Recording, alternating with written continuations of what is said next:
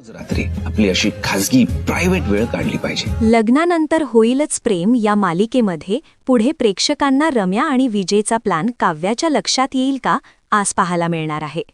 मी सांगितलेली अट लक्षात आहे. पार्थ काव्याला म्हणतो, प्रत्येक नवरा बायकोनी अशी आपली खासगी वेळ काढली पाहिजे. त्यानंतर पुढचा सीन दाखवला आहे.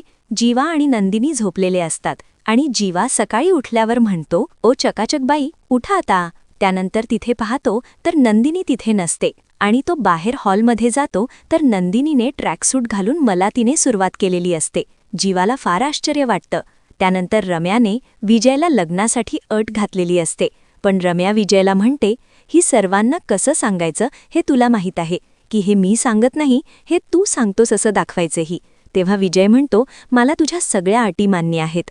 या दोघांचं बोलणं चालू असतं तेवढ्यात किती काव्या येते.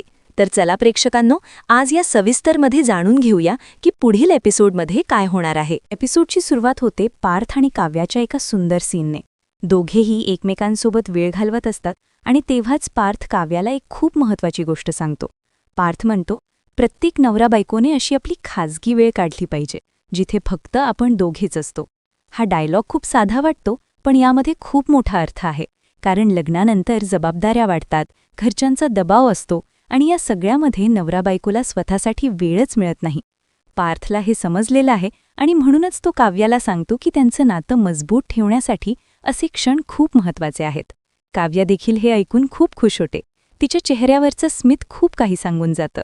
हा सीन प्रेक्षकांना खूप रिलेट होणार आहे आणि त्यामुळेच हा सीन सोशल मीडियावरही ट्रेंड होण्याची शक्यता आहे. यानंतर दाखवला जातो जीवा आणि नंदिनीचा सीन. दोघेही रात्री झोपलेले असतात आणि सकाळ होते. जीवा उठतो आणि नेहमीच्या स्टाईलमध्ये म्हणतो, ओ चकाचक बाई उठा आता. पण इथे ट्विस्ट येतो, कारण नंदिनी तिथे नसतेच. जीवाला खूप आश्चर्य वाटतं. तू इकडे तिकडे पाहतो आणि मग हॉलमध्ये जातो आणि तिथे जे दिसतं ते पाहून तू पूर्णपणे शॉक होतो. नंदिनी ट्रॅकसूट घालून एक्सरसाइज करत असते. ती पूर्णपणे बदललेली दिसते. जीवा तर अक्षरशः थक्क होतो, कारण त्याने कधीच नंदिनीला अशा अवतारात पाहिलेलं नसतं. हा सीन खूपच मजेदार आहे, कारण इथे कॉमेडी आणि सरप्राईज दोन्ही एकत्र मिळतात.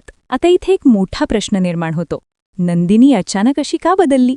ती आधी अशी नव्हती, मग आता अचानक फिटनेसकडे लक्ष का? काय ती स्वतःमध्ये बदल घडवण्याचा प्रयत्न करते आहे की यामागे अजून काही मोठं कारण आहे?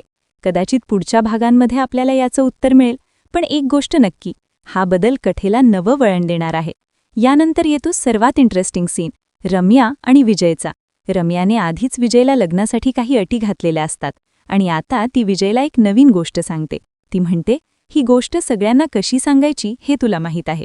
हे मी सांगत नाहीये, तू सांगतोयस असं दाखवायचं. हा डायलॉग खूपच धोकादायक आहे, कारण याचा अर्थ स्पष्ट आहे. रम्या गेम खेळते आहे. ती स्वतः पुढे येऊन काही बोलणार नाही, पण विजयच्या माध्यमातून सगळं घडवून आणणार आहे. आता इथे विजय खूप मोठ्या कोंडीत अडकतो. एका बाजूला रम्याची अट आणि दुसऱ्या बाजूला घरच्यांचा विश्वास. तो काय निर्णय घेणार? तो रम्याचा ऐकणार का की स्वतःचा विचार करून काही वेगळं करणार? हा ट्रॅक पुढे खूप इंटरेस्टिंग होणार आहे. सोशल मीडियावर आधीच या ट्रॅक्सबद्दल चर्चा सुरू झाली आहे. काहींना पार्थ काव्याचा सीन खूप आवडला, काहींना जीवा नंदिनीची कॉमेडी मजेदार वाटली, तर काही जण रम्याच्या प्लॅनमुळे खूपच उत्सुक झाले आहेत. पुढे काय होणार? आता सगळ्यांच्या मनात एकच प्रश्न आहे, पुढे काय होणार? नंदिनीचा बदल कायम राहणार का? विजय रम्याच्या प्लॅनमध्ये अडकणार का? आणि पार्थ काव्याचं नातं आणखी मजबूत होणार का? या सगळ्यांची उत्तरं आपल्याला पुढच्या भागांमध्ये मिळणार आहेत. माझ्या मते आजचा एपिसोड खूपच बॅलन्स्ड होता. रोमॅन्स, कॉमेडी आणि ड्रामा तिन्ही गोष्टी योग्य प्रमाणात होत्या आणि म्हणूनच हा एपिसोड प्रेक्षकांना खूप आवडणार आहे. जर तुम्हालाही हा रिव्ह्यू आवडला असेल तर व्हिडिओला लाईक करा, चॅनलला सबस्क्राईब करा आणि तुमचं मत कमेंटमध्ये नक्की सांगा. तुम्हाला काय वाटतं? रम्या बरोबर करते आहे का चूक? आणि विजय काय निर्णय घेईल? धन्यवाद. पुन्हा भेटूया पुढच्या अपडेटसोबत. Tick tick. दरम्यान रम्या आणि विजय यांच्यातला ट्रॅक अधिक इंटरेस्टिंग बनतो. रम्याने विजयसमोर लग्नासाठी अट ठेवलेली असते, पण ती स्पष्ट सांगते की ही गोष्ट सगळ्यांसमोर विजयनेच मांडायची आहे, तिचं नाव येऊ नये. इथेच कथेतील खरा गेम सुरू होतो. आता प्रश्न असा आहे की विजय काय करणार? तो रम्याचा ऐकेल का की स्वतःचा निर्णय घेईल? एकूणच या भागात रोमॅन्स, कॉमेडी आणि ड्रामा यांचा छान मिलाफ पाहायला मिळतो. पुढे काय होणार याची उत्सुकता नक्कीच वाढलीय.